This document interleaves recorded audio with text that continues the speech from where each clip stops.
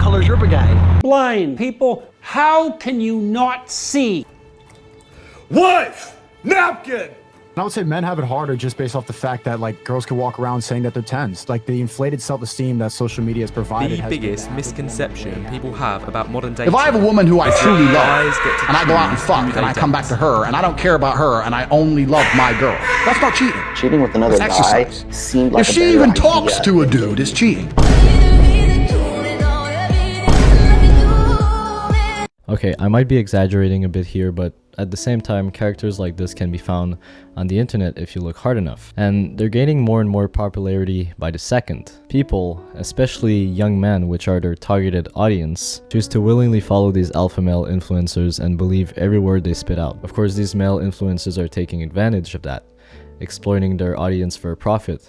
But to me, that's less of an issue because a part of the responsibility also falls on you, and they can learn from those financial mistakes. What I believe is much worse are the ideologies they are perpetuating. In this here video, I want to investigate the Manosphere, as they call it, an amalgamation of blogs, websites, and creators promoting masculinity, misogynism, and red pill beliefs on the internet. Well, that is how it's written on Wikipedia, at least. It might also just be men finding a safe space to rant online. I don't really want to start making judgments by the first definition I read online. What I want to do here is understand it first and foremost by checking it myself and see if it's really as bad as people say it is. Now, as this sphere of beliefs is often associated with politics as well, I'll have to kind of pass through that war zone even if I don't want to, but I mostly want to focus on the philosophical and psychological beliefs of the people involved in these communities. What caused them to share these beliefs?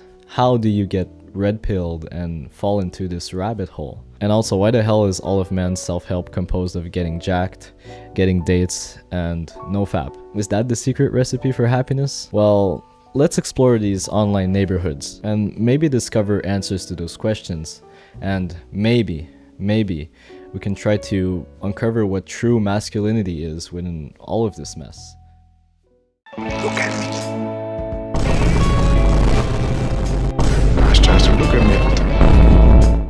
I want to start the search with the videos that actually made me enter this world. Reject modernity, embrace masculinity. If you haven't heard of these videos before, they're sorts of meme videos promoting masculinity in the modern world and encouraging young men to improve themselves. Anyways, I've seen 2 points of view come out from engaging with these types of videos. Either that you see it as toxic masculinity because their reject modernity part can be seen as establishing that men can only be a certain type of way, or on the other side of the spectrum that these are motivating videos to help kickstart one's own self-improvement journey.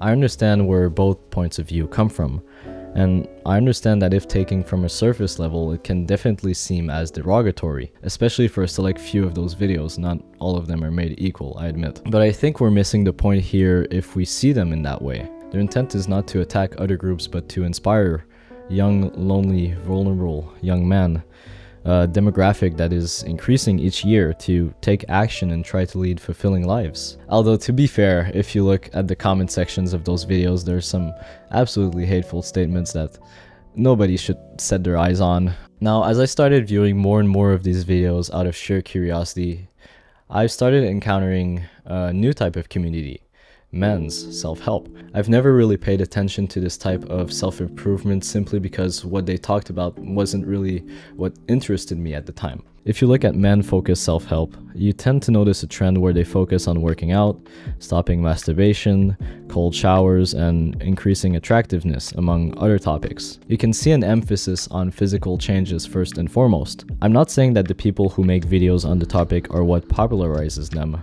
more that they are popular because a lot of men start self-improvement trying out those changes first. And yeah, they're popular because they've been proven to work. There are tons of benefits to doing those habits that I will not list here, simply because it's not the topic of this video. I do them myself and they're really helpful to my own self-improvement. But I think a lot of the intention behind doing those changes can be self-destructing in a way. That is where I encountered the red pill ideology.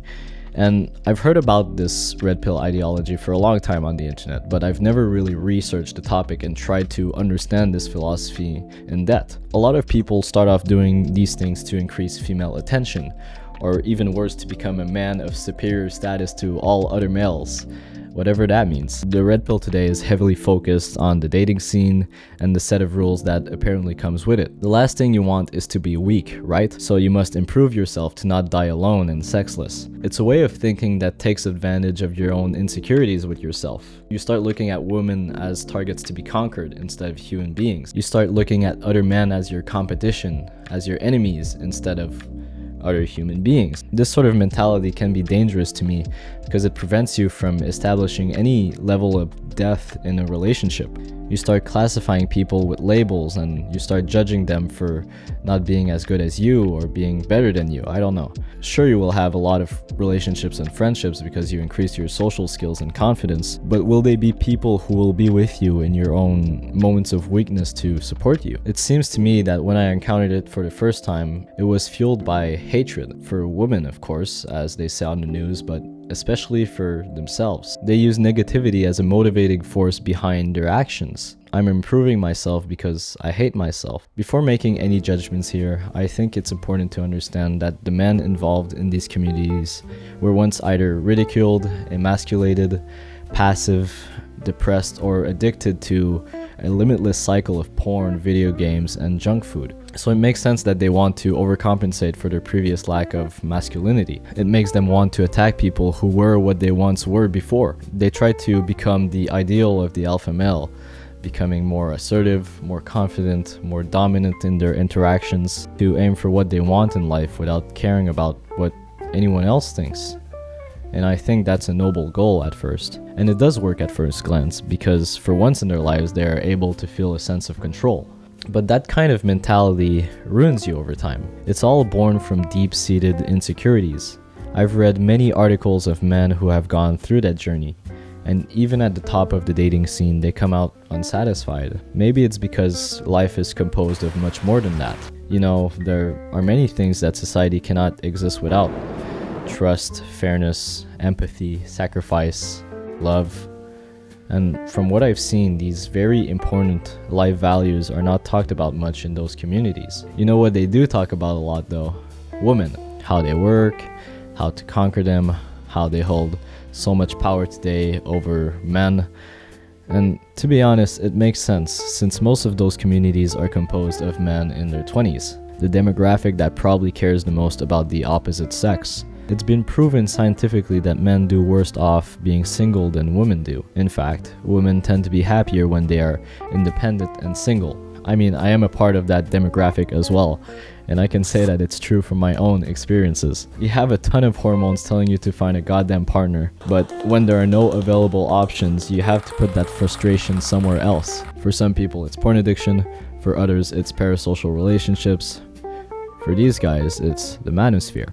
In fact, porn, parasocial relationships, and dating apps are making this frustration even worse, temporarily satisfying their desires for intimacy, while making them desire it even more in the end. It also doesn't help that a lot of them are thrown into these communities after devastating events in their own personal relationships, like being cheated on, being rejected continually, being abused, and more. It's also a common thread to see men in those communities lacking a proper father figure in their lives, so they copy the idea of what masculinity is from those forums. And I don't blame them for that. Most of those events are out of their control. In a sense, the manosphere exists out of necessity because of how the world is today. You don't end up in these types of communities by chance. You end up finding them if you're incredibly unhappy or unfulfilled in your life, and you want to find answers as to why. Although I really don't want young men today to fall too much into the rabbit hole of the manosphere. A lot of people who end up going that route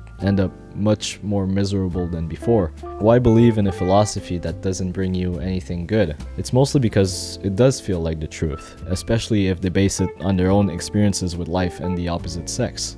It gives them an answer that seems rational and removes the blame away from them. And to some people, that's all they need. Their way of thinking tends to make things very rational and explainable with simple answers, which makes the world a cold, cutthroat place to live in their view. I'm at a point where I've exposed myself to so many points of view that it feels like there are many right answers to one thing, to one question. Of course, there are a lot of humans who act exactly like what they describe. Just go on dating apps and you'll find exactly girls who act like that. But there are a lot more who don't act like that. If you get into that sort of closeted mindset, you tend to surround yourself with people who think exactly like you.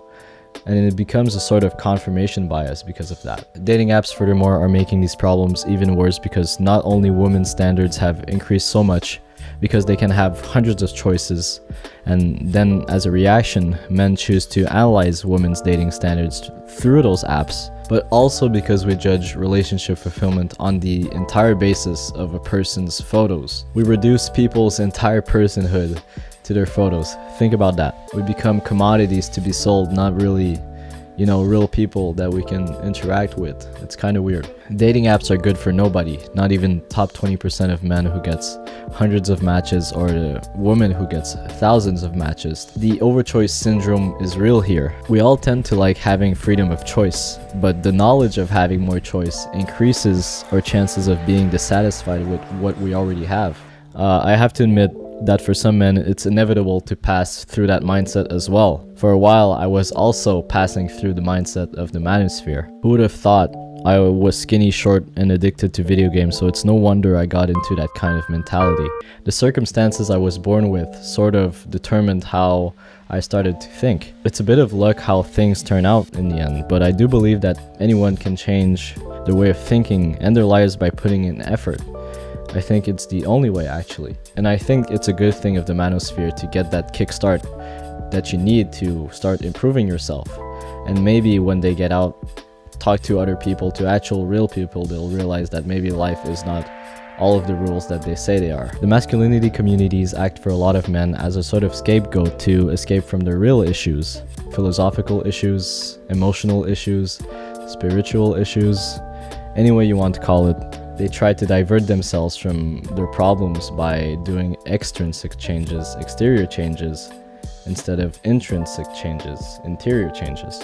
They compare their lives using quantifiable things like the amount of women they get, their money, the amount they lift, but in the end, there's no absolute way to quantify meaning, happiness, fulfillment, and life satisfaction as a whole. Look, I'm not saying the Manosphere is completely bad, but I think they're going through self-improvement in a way that isn't completely good for them.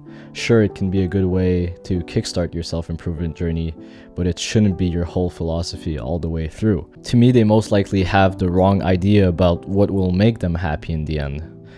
Maybe it's not about the money they make, the woman they get, or the amount they lift. Although, who am I to assume they're unhappy, right, living in those communities? A lot of them are able to become more socially apt and confident through what they learn.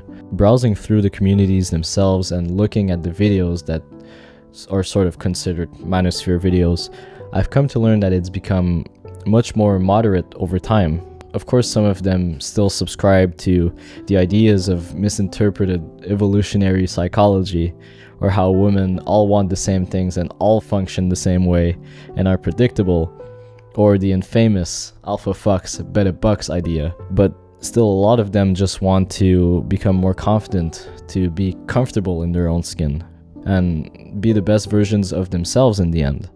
And that's definitely a part of living a fulfilling life. I talked earlier about man-focused self-help, and to be honest, I consider a lot of it to be good advice. If you look at many channels on the topic who are considered part of that Manosphere, you'll find that a lot of it is positive and focused not on blaming others for who you choose to become, but taking responsibility and taking action in your own lives. I sometimes watch videos of channels that people consider red-pilled or part of the Manosphere, because there's definitely some truth in what they're saying. Their life experiences sort of are reality in a way. They're a part of reality. But at the same time, it can become a very deep rabbit hole that becomes increasingly harder to get out of. It's good to take their advice with a grain of salt, and that goes with anything you watch or read on the internet.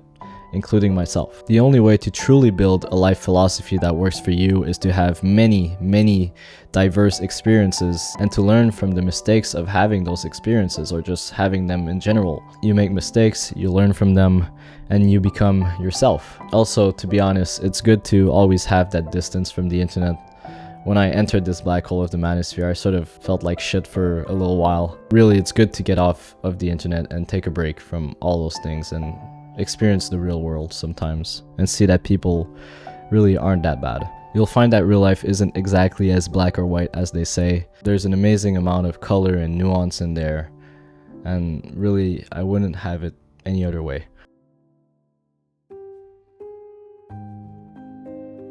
In the end, there's no absolute answer to what masculinity is. You can be strong and protective, but you can also be vulnerable and generous. You can be stoic and courageous, but you can also be affectionate towards the people you love and respectful towards anyone around you. You can be confident, but you can also be compassionate and uplifting.